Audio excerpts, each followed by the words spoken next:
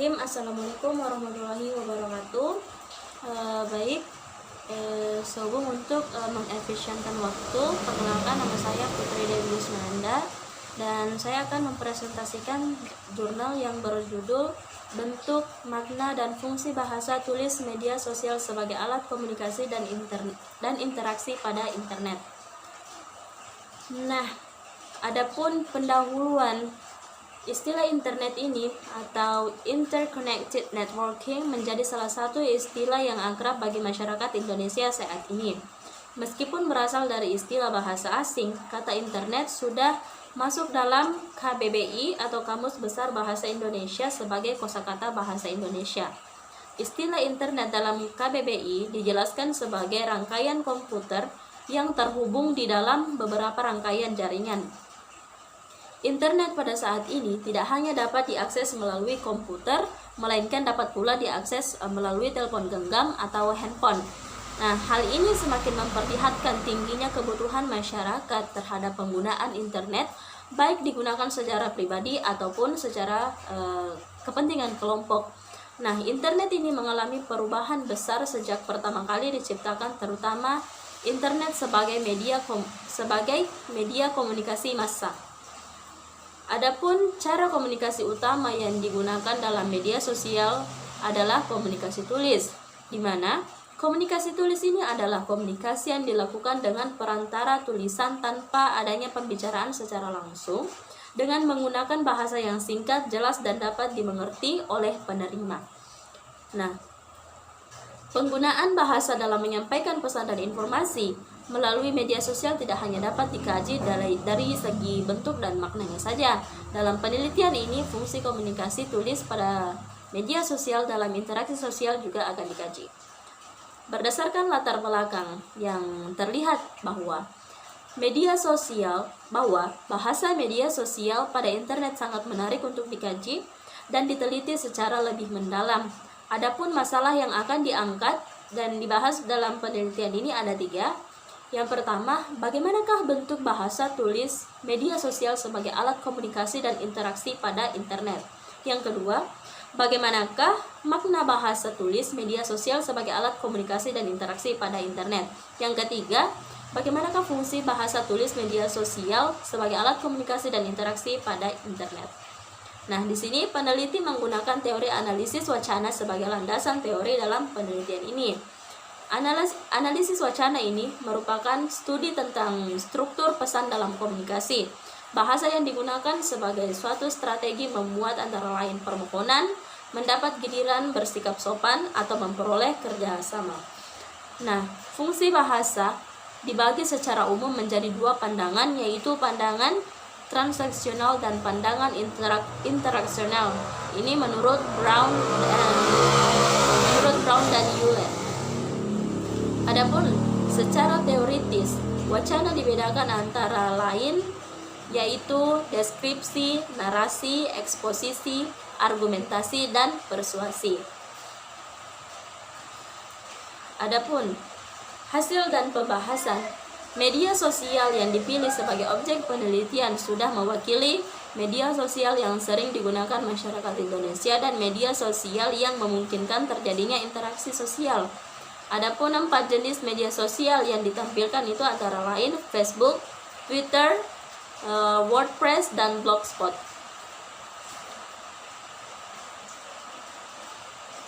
Adapun analisis bentuk bahasa tulis media sosial pada internet, kita bisa lihat pada status page Facebook Warung VOA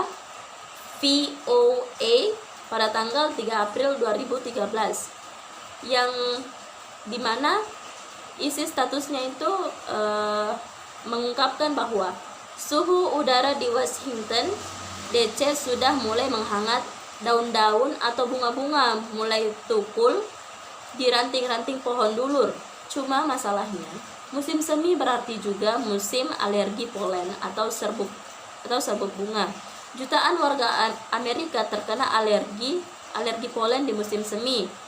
Tanda-tandanya yaitu mata gatal-gatal dan berair, kepala pusing, sesak nafas, dan lain-lain. Nah, bentuk deskripsi pada data yang saya sebutkan tadi ini termasuk dalam deskripsi expositories. Nah, data ini hanya memberikan gambaran pada pembaca tentang perubahan cuaca dan pergantian musim di kota Washington DC, Amerika, tanpa memberikan kesan emotif. Bahkan agar mendapatkan penggambaran yang lebih kuat, penulis juga menggunakan kata kerja tukul yang berasal dari bahasa Jawa pada kalimat kedua. Kata tukul dalam bahasa Indonesia berarti tumbuh. Nah, akan tetapi kata tukul ini memiliki unsur makna yang lebih dalam ketimbang tumbuh, karena kata tersebut lebih menggambarkan daun dan bunga yang baru saja tumbuh dan masih berupa kuncup-kuncup kecil. Nah, data ini juga memberikan gambaran atau uraian tentang alergi polen atau alergi serbuk bunga yang sering dialami oleh warga Amerika.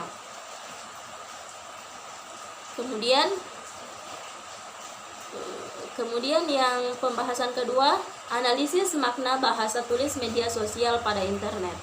Dalam penelitian ini, makna ditekankan pada arti atau maksud pesan yang terdapat dan digunakan pengguna media sosial satu dengan pengguna yang lain. Sebuah pesan dipublikasikan melalui media sosial tentu mewakili maksud dan perasaan penulis itu sendiri, ya kan? Nah, makna yang terkandung pada setiap pesan bisa tersirat dengan jelas maupun tidak, tergantung dari pembaca pesan itu sendiri. Dan setiap makna pesan yang dipublikasikan melalui media sosial memiliki pengaruh terhadap pembaca atau pengguna media sosial lain yang berasal dari berbagai kalangan. Nah, pesan yang disalahartikan maknanya tentu dapat mengakibatkan kesalahpahaman pembaca.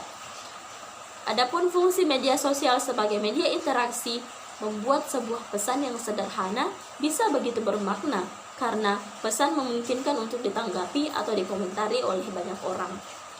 Kita bisa lihat contoh pada status page Facebook Warung Foa pada tanggal 15 Januari 2013, di mana utang pemerintah Amerika Serikat mencapai lebih dari 16 triliun dolar atau nyaris 100% dari produk domestik bruto. Presiden Obama dan Kongres sedang bergulat bagaimana mengurangi utang nasional itu. Nah, di kalimat kedua pada data yang saya sebutkan tadi merupakan terdapat sebuah kata yang mengandung makna konotatif, yaitu kata bergulat. Kata bergulat ini memiliki kata dasar gulat yang memiliki makna asal sebagai olahraga bela diri, sedangkan kata bergulat memiliki makna asal saling menjatuhkan, atau kata tersebut memiliki maksud yang sama dengan kata berkelahi dan bertarung. Sementara keseluruhan kalimat makna konteks pesan tidak berkaitan dengan perkelahian. Status yang saya sebutkan tadi memberitakan tentang Presiden Barack Obama dan anggota Kongres, di mana dia sedang berusaha untuk mengurangi utang nasional.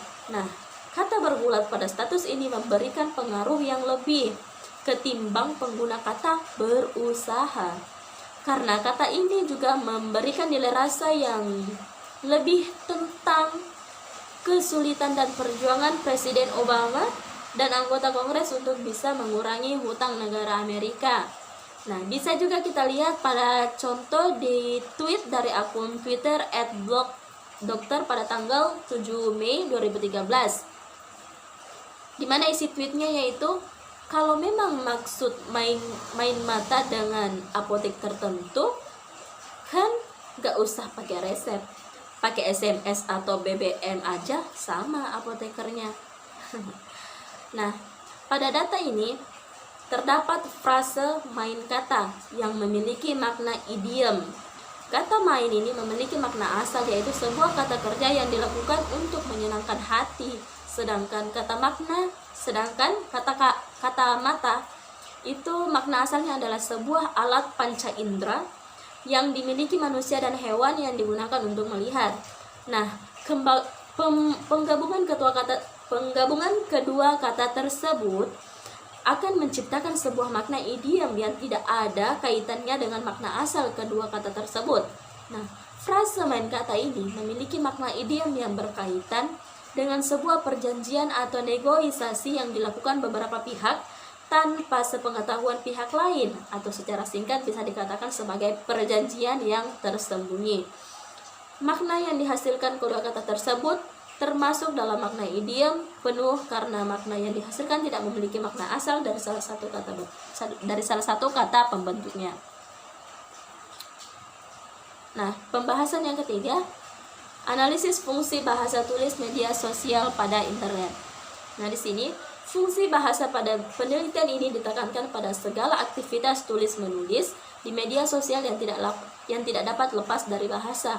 Terdapat dua fungsi besar pada penggunaan suatu bahasa, yaitu fungsi instrumental dan fungsi regulasi, yang memiliki peran yang hampir sama satu sama lain. Nah, fungsi instrumental ini memungkinkan sebuah bahasa pada media sosial menyebabkan peristiwa-peristiwa tertentu terjadi pada masyarakat maupun pengguna media sosial.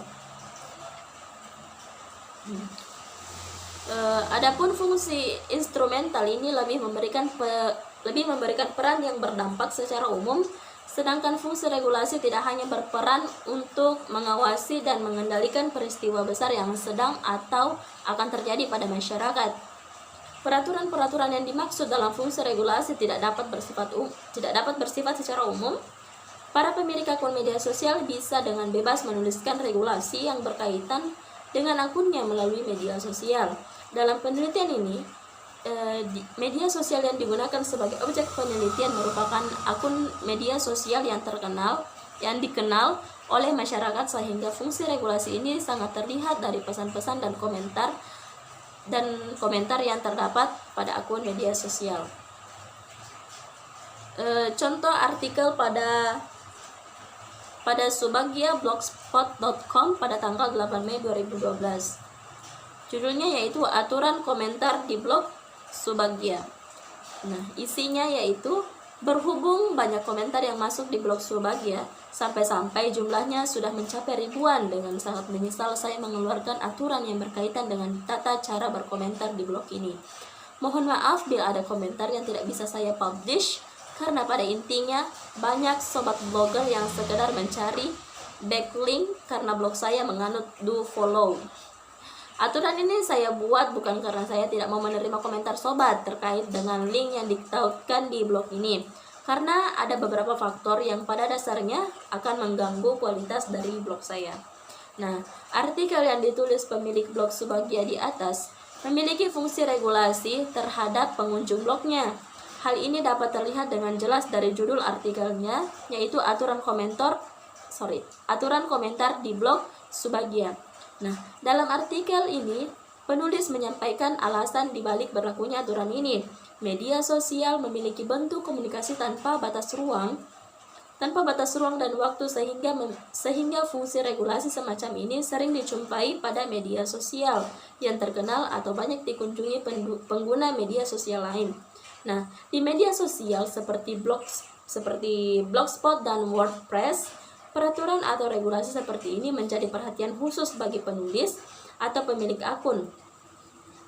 Dan jika tidak menggunakan regulasi dalam berkomentar, maka bisa memicu terjadinya perang komentar antar pengunjung blog. Oke. Next, kita masuk pada kesimpulan. Adapun kesimpulannya itu, perbedaan antara jenis atau kelompok media sosial memungkinkan munculnya berbagai bentuk wacana dalam penulisan pesan pada media sosial. Berbagai perbedaan fitur media sosial mampu memberikan kesan yang berbeda pada setiap pesan yang dipublikasikan, meskipun terkadang memiliki bentuk wacana yang sama. Tiap informasi yang dipublikasikan melalui media sosial tentu tidak lepas pula dari makna yang terkandung di dalamnya. Pada penelitian ini ditemukan bahwa para penulis pesan media sosial sering menggunakan beraneka ragam makna dalam mengutarakan pendapat dan informasi. Nah, ragam makna yang paling mudah dijumpai pada media sosial adalah ragam makna konotatif. Makna konotatif dianggap tepat bagi penulis dalam menggambarkan perasaannya melalui sebuah tulisan. Selain ragam makna, terdapat pula relasi makna. Relasi-relasi makna yang terdapat pada penelitian ini antara lain relasi makna sinonimi, antonimi, dan ambiguitas. Selain itu, ditemukan pula asosiasi hubungan makna. Selain itu, terdapat 7 fungsi bahasa pada media sosial. Fungsi interaksi merupakan salah satu fungsi utama penggunaan bahasa tulis pada media sosial. Fungsi interaksi merupakan salah satu fungsi utama pengguna bahasa tulis pada media sosial. Berbagai fungsi bahasa yang terdapat pada media sosial ini muncul dan berkembang dari pengguna media sosial itu sendiri. Fungsi media sosial sebagai media interaksi membuat sebuah pesan yang sederhana bisa begitu bermakna karena pesan memungkinkan untuk ditanggapi atau dikomentari oleh banyak orang. Dengan berbagai analisis pada penelitian ini, dapat disimpulkan bahwa bahasa tulis yang terdapat pada media sosial sangatlah beragam dan kegunaannya memiliki pengaruh yang besar bagi sesama pengguna media sosial. Saya kira cukup untuk penjelasan jurnal yang saya dapat, yang sesuai dengan lingkungan yang ada di sini. Terima kasih sudah menonton. Wassalamualaikum warahmatullahi wabarakatuh.